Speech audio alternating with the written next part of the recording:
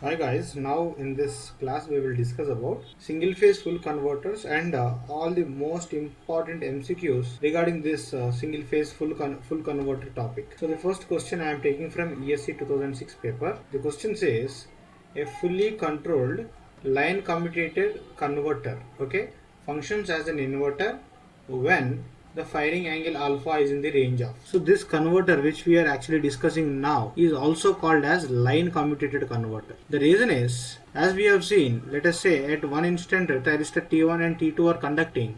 At that time T3 and T4 were off, isn't it? And what was the voltage across the T3 and T4 were like? It was like negative of the supply voltage because the reverse supply voltage was being applied across T3 and T4 or the thyristors which were off. That means because the input side is an AC, since the AC has got this naturally reversing property, that naturally reversing voltage itself is making the other thyristors to turn off.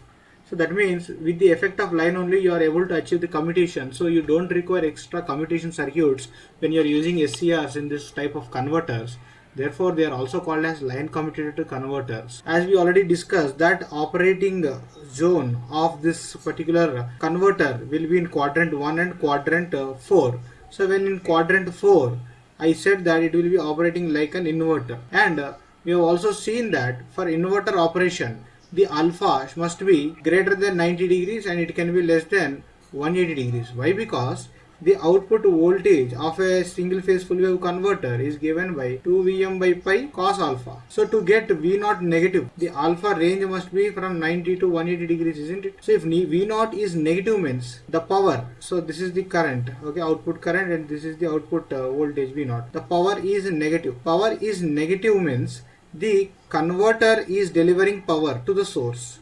So from load to source there is flow of power under this condition. When load is delivering power to the source means load should have some kind of a source, isn't it? And that load is only the back EMF load. So option C says that from 90 to 180 degrees that is okay. But when there is a suitable DC source in the load, yes, there should be a suitable DC source. And what is that suitable DC source? Back EMF with the suitable DC load. So option D clearly states that what is that suitable load? So that is back EMF load. That means whenever you are having a battery load or a DC motor load, then only this statement is valid. That is, the converter will operate like an inverter for firing angle range of 90 to 180 degrees. Okay, which one of the following is a correct statement in a two quadrant converter working in first and second quadrants? First and second quadrants means like this. So here is the voltage, positive voltage. This is positive current.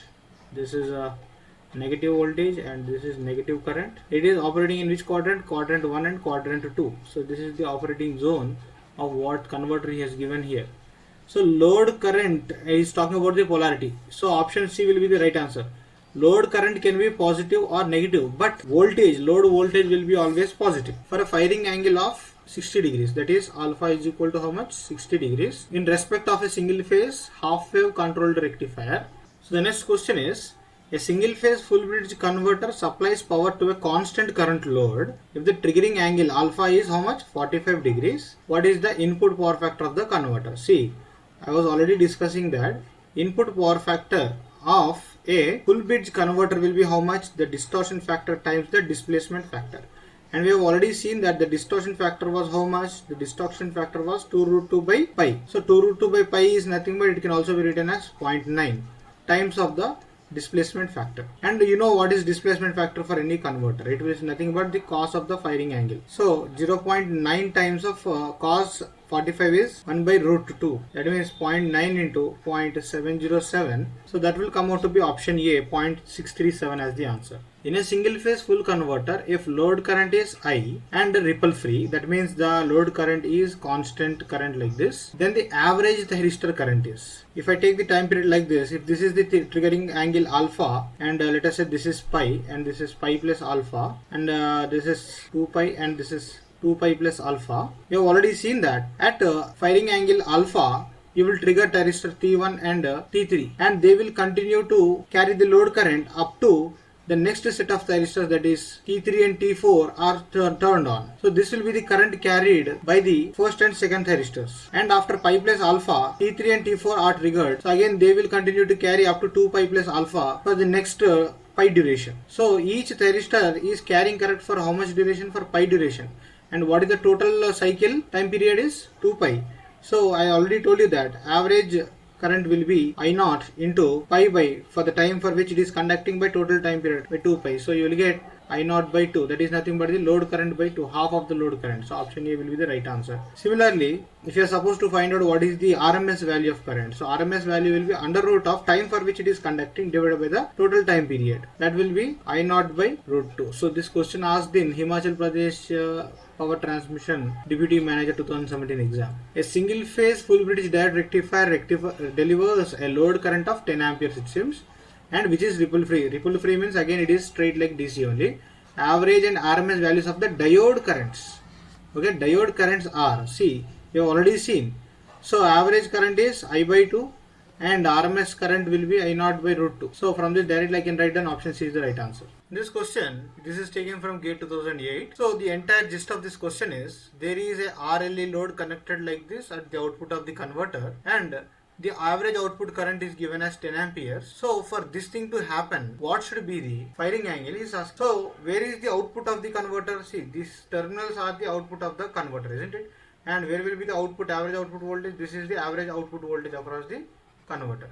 If this is the average output voltage across the converter, if I make a KVL in this output loop, there is an inductor. So assuming that this current is continuous or straight DC current, in the question only he told that the load current is continuous and ripple free, so the voltage across the inductor will be 0, or I can say I can replace the inductor with a short circuit. Then after taking the KVL in this output loop, then I will get the average output current will be equal to V0 minus E by R. I0 is already given as 10 and V0 is, we have to find out, minus E is given as minus 150. Okay, this is minus and plus, therefore it is minus 150 by R is 2. From this I will get V0 is equal to how much? Minus 130 volts. Because this is a single phase full converter, we know what is the V0 is equal to. V0 is equal to 2 Vm by pi cos alpha. So if I put down all the values, then I will get cos alpha is equal to V0 is minus 130 into pi by 2 Vm. 2 Vm is nothing but 2 into root 2 into the RMS input current, input voltage is 230. Take cos inverse of this one, then you will get alpha is equal to 129 degrees. You can solve this by scientific calculator. So this kind of question will be asked in only GATE only.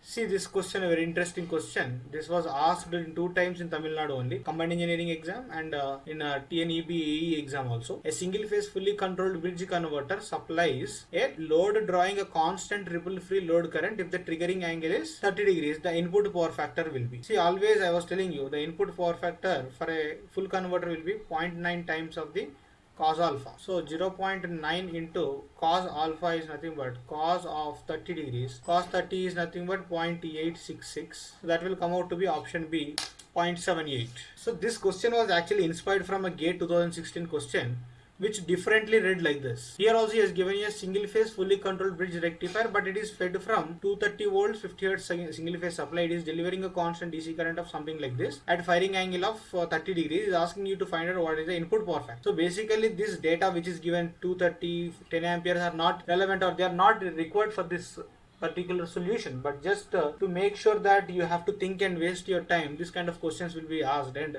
many PSUs will adopt this kind of technique also. You should be very careful when dealing with this kind of questions, and you should be very much clear that he is asking you input power factor. For a full converter it is 0.9 times of cos alpha, so that will be equal to 0.78 as we got in the last question, which is option C. A single phase fully controlled AC-DC converter is operating at an angle of 25 degrees and overlap angle of 10 degrees, constant DC output current of 20 amperes. The fundamental power factor, which is also called as the displacement factor. See, displacement factor is nothing but cos of alpha, I told you. So this is when there is no overlap. What do you mean by no overlap? The source inductance is equal to 0. But if there is source inductance, then the displacement factor will be equal to cos of alpha plus mu by 2. This is when source inductance is not equal to 0, that source inductance is present. So if you try to put down the values, he has given you the firing angle as 25 degrees and is given you the overlap angle as 10 by 2. So you will get cos 30. Cos 30 will be equal to, so cos 30 will be equal to root 3 by 2, that is nothing but 0.866.